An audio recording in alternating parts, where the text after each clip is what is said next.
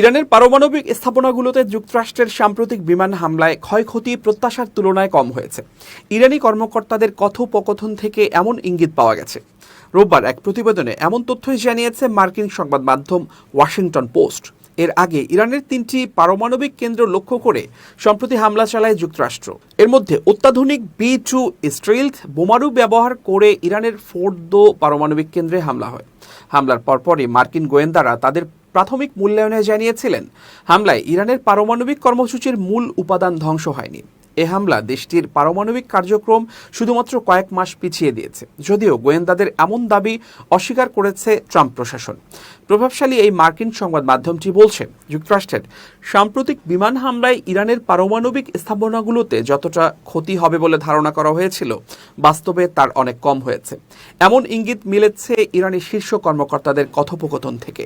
Washington পোস্টের প্রতিবেদনে বলা হয়েছে, যুক্তরাষ্ট্রের সিগন্যাল ইন্টেলিজেন্স ইরানি শীর্ষ পর্যায়ের কর্মকর্তাদের কথোপকথন ধরে ফেলেছে। এসব আলাপে দেখা গেছে ইরানি কর্মকর্তারা নিজেদের মধ্যে আলোচনা করছেন, কেন ট্রাম্পের নির্দেশে চালানো হামলাগুলো প্রত্যাশিত মাত্রার ধ্বংস সাধন করতে পারল না। তবে এক শীর্ষ মার্কিন গোয়েন্দা কর্মকর্তা ওয়াশিংটন পোস্টকে সতর্ক করে বলেছেন, শুধু একটি ফোনালাপ বা একক সূত্র থেকেই পুরো গোয়েন্দা মূল্যায়ন করা যায় না। তার ভাষায়, একটা ফোন কল মানেই সম্পূর্ণ চিত্র নয়। প্রেসিডেন্ট ট্রাম্প ও মার্কিন প্রতিরক্ষা মন্ত্রী পিট হেগসেথ সহ অন্যান্য শীর্ষ কর্মকর্তা দাবি করেছেন, ওই হামলায় ইরানের ইউরেনিয়াম সমৃদ্ধকরণ স্থাপনাগুলো সম্পূর্ণ ধ্বংস হয়ে গেছে।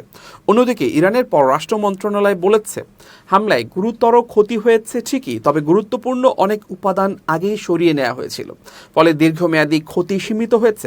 তবে ট্রাম্প এই দাবিকে নাকচ করে দিয়ে বলেন, ওরা কিছুই সরায়নি, ওরা ভাবেইনি আমরা এত কিছু করে ফেলব। মার্কিন সংবাদ মাধ্যম CNN ও নিউ ইয়র্ক টাইমসের বরাতে জানা গেছে, ইরানের হামলার পর প্রাথমিক মার্কিন গোয়েন্দা মূল্যায়নে বলা হয়েছে, এই হামলা ইরানের পারমাণবিক কর্মসূচিকে কিছু মাসের জন্য পিছিয়ে দিয়েছে, মাত্র দীর্ঘমেয়াদী নয়। কিন্তু হোয়াইট হাউস এই মূল্যায়নকে মানতে নারাজ। CIA এর পরিচালক জন র্যাডক্লিফও বলেছেন, নতুন গোয়েন্দা তথ্য অনুযায়ী এই হামলায় এমন গভীর ক্ষতি হয়েছে যেটা পুনর্গঠনে ইরানের কয়েক বছর লাগবে।